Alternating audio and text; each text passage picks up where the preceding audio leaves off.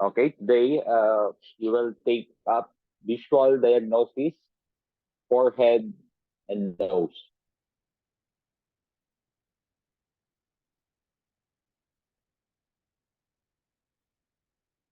Visual diagnosis of the forehead, the root of nose, and the area between eyebrows. Observation of the forehead and the area above the bridge of the nose between the eyebrows is particularly useful in pediatric diagnosis. But these areas can also provide relevant information when diagnosing adults. Area between the eyebrows, above of the root of the nose, has particular diagnostic significance in below the age of 4. If the root of the nose is greenish, there will often be digestive problems. A dark green color can sometimes be seen when there is an excessive accumulation syndrome, and a light green color if the accumulation syndrome is due to uh, deficiency condition. Green macules in this area are sometimes seen when there is diarrhea. Blue veins in the region can be seen when there is abdominal pain. The forehead of the small children should also be observed. If there is a bluish color here, it can indicate that the mother has been exposed to a strong shock during pregnancy that may be affected the fetus heart chi. A postnatal shock and cold will also be capable of producing a blue color in this area. In adults, we should observe the color of the forehead and the bridge of the nose, as well as noting the amount of distribution of wrinkles or lines in the forehead and between the eyebrows.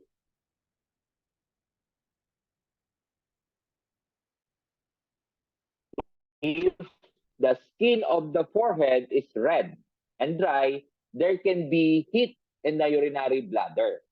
Acne in this area, particularly if the spots are large, red and pus-filled, can be seen when there is heat and damp heat in the stomach and intestine. The skin of the forehead will often also be oily when there is damp heat. Small red spots on the forehead can be indicative of stomach fire. If there is a single deep horizontal line of the forehead, it can indicate a chronic small intestine imbalance.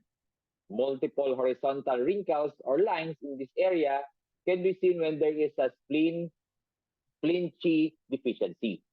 A single vertical furrow between the eyebrows can be seen when there are chronic stomach imbalances. Whereas two vertical lines or wrinkles between the eyebrows are indicative of liver chi stagnation. Liver blood stagnation can result in the bridge of the nose being dark and yellowish, whereas liver blood deficiency and lung chi deficiency can result in this area being paler than normal. Okay? Observation of the forehead and the root of the nose and its significance. Okay. If the observation is single deep horizontal furrow or wrinkle on the forehead, it signifies the chronic small intestine imbalance. With the multiple horizontal furrows or wrinkles on the forehead, it is a spleen chi deficiency. Single vertical furrow or wrinkle between the eyebrows, it signifies the chronic stomach imbalance. Okay? The two vertical furrows or wrinkles between the eyebrows, the significance of this is liver chi stagnation.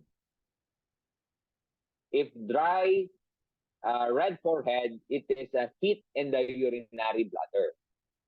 With the large, red, pus-filled spots on the forehead, it is a damp heat in the stomach and intestine. Small red spots on the forehead, it is a stomach fire.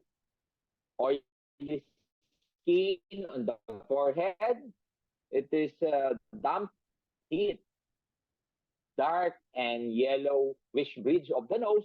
It is a liver blood stagnation. If there's a pale bridge of the nose, it is a liver blood deficiency or lung qi deficiency. Okay? Again, if the observation is with the dark green between the eyebrows in the small children, the significance is excess accumulation syndrome. If there's light green between the eyebrows and small children, it is a deficiency accumulation syndrome. Green macules between the eyebrows and small children is a diarrhea. Blue veins between the eyebrows in small children, it is an abdominal pain. Dark green between the eyebrows, it is an accumulation syndrome. It is a deficiency accumulation syndrome. Okay. Visual diagnosis of the nose. Okay.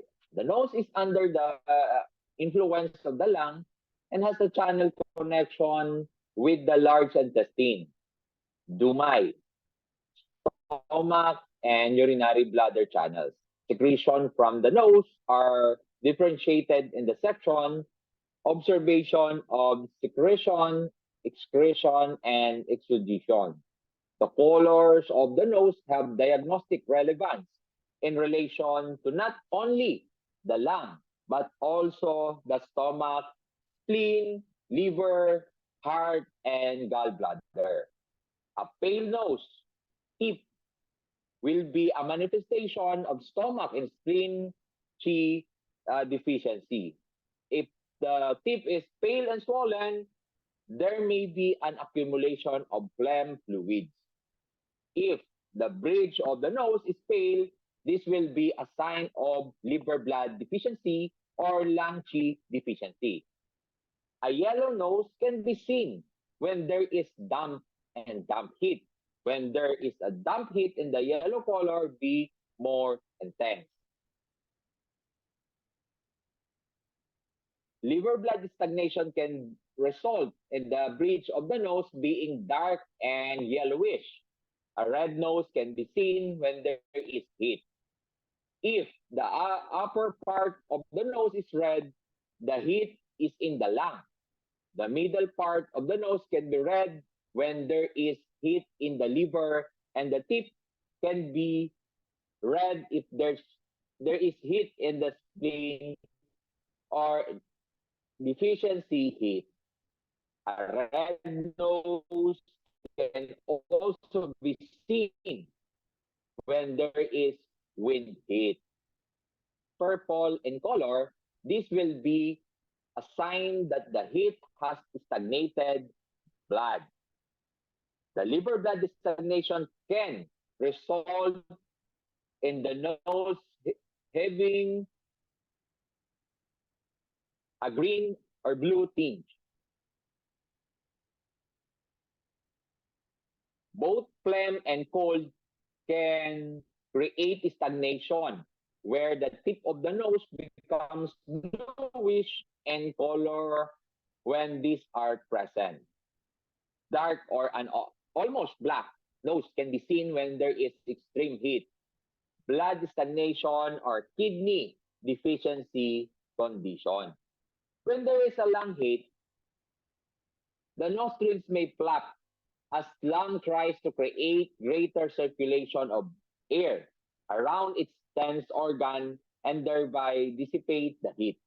Bleeding from the nose may occur when spleen qi is weak and cannot hold blood inside the blood vessels or when heat agitates blood and cause the walls of the blood vessels to burst due to presence.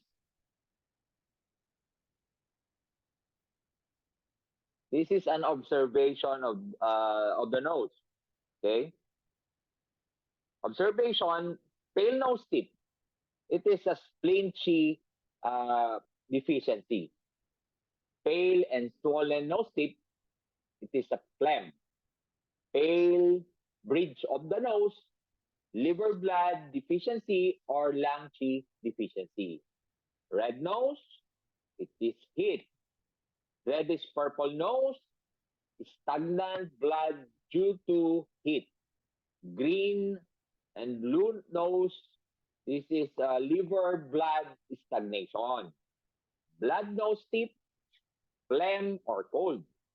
Flaring nostrils, this is a lung heat. Nosebleeds, spleen chi deficiency or heat. Okay?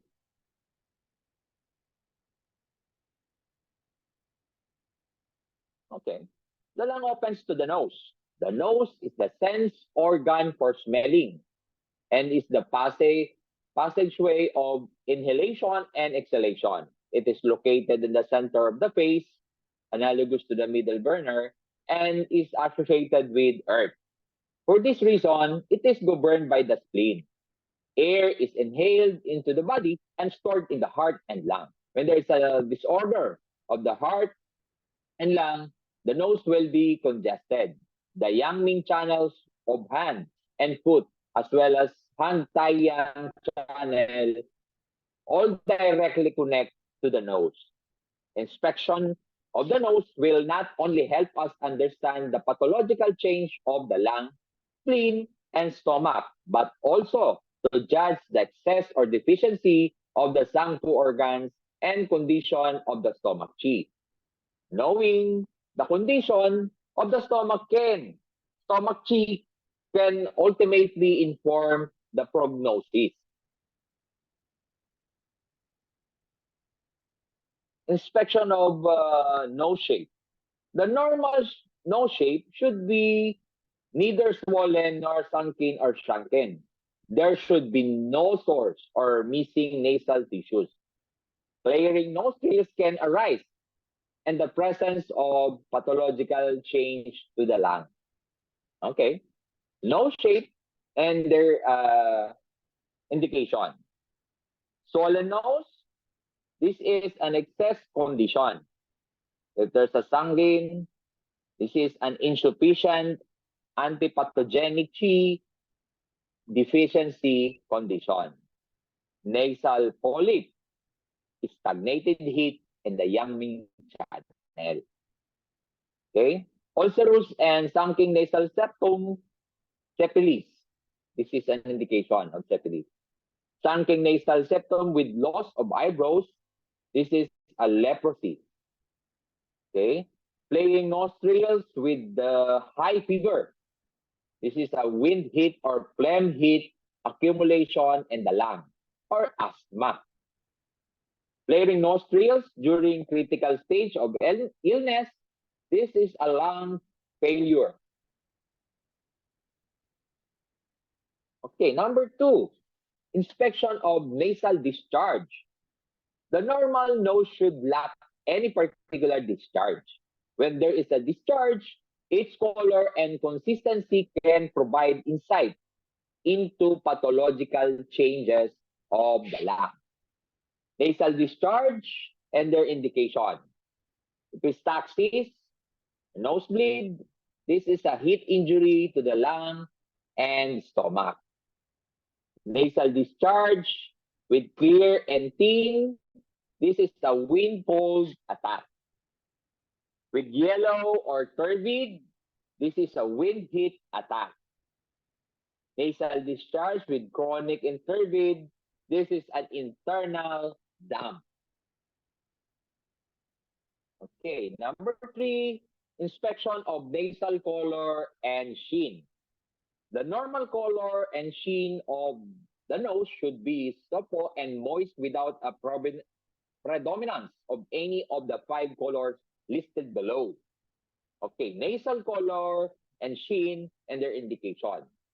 Withered, it is an exhaustion of spleen and stomach chi. This is a severe disease.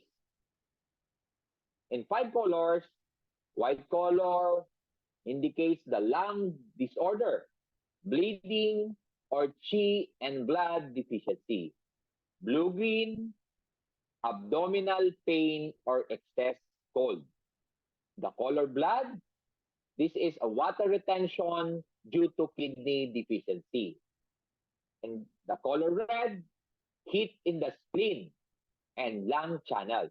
If deep red or purple with acne, it indicates alcoholism. And last, the yellow color, this is an internal damp heat or constipation due to spleen yang deficiency. Thank you for your attention.